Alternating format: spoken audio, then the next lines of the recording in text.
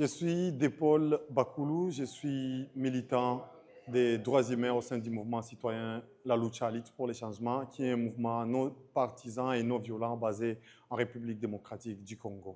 Mon activisme et mon engagement est fruit d'une indignation vis-à-vis de la situation précaire que nous vivons en République démocratique du Congo depuis plusieurs années.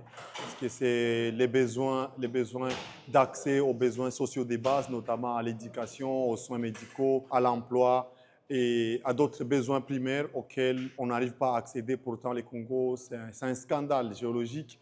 C'est un pays qui devrait être au centre du rayonnement de l'Afrique, mais qui malheureusement, suite à une mauvaise gouvernance, est en train de s'effondrer dans un gouffre de misère.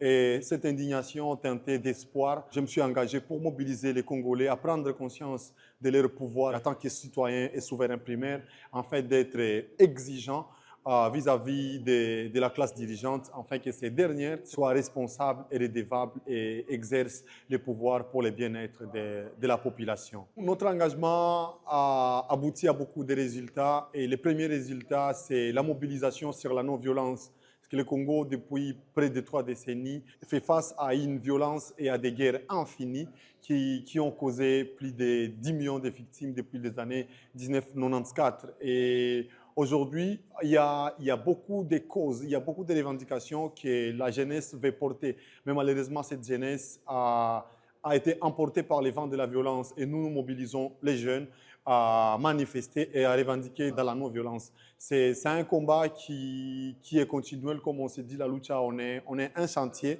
et on continue à forger l'homme congolais par la mobilisation citoyenne, par l'éducation citoyenne, afin que la jeunesse applique plutôt la non-violence active au lieu de faire recours aux armes et à la violence. Nous avons beaucoup de combats et beaucoup de fronts sur lesquels nous sommes martelés, notamment sur les questions de démocratie, sur les questions des droits humains.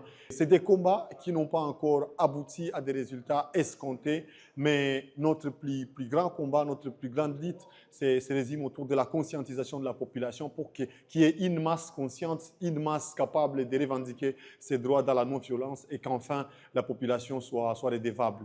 Nous nous mobilisons pour qu'à la fin on atteigne un Congo nouveau, un Congo de paix, un Congo de dignité, de justice sociale au cœur de l'Afrique. Au Congo, comme dans beaucoup d'autres pays africains, la répression est devenue l'arme de l'État.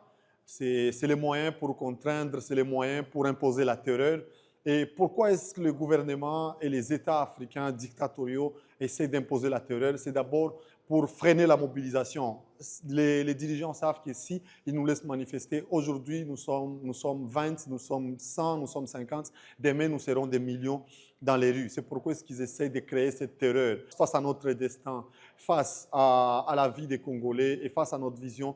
On ne cède pas. On a déjà perdu nombre de nos militants, paix à leurs âmes, Likion Kulula, Obadi Mwindo, Ushindi et d'autres militants qui ont été emprisonnés, notamment Mohamed Ndongo King.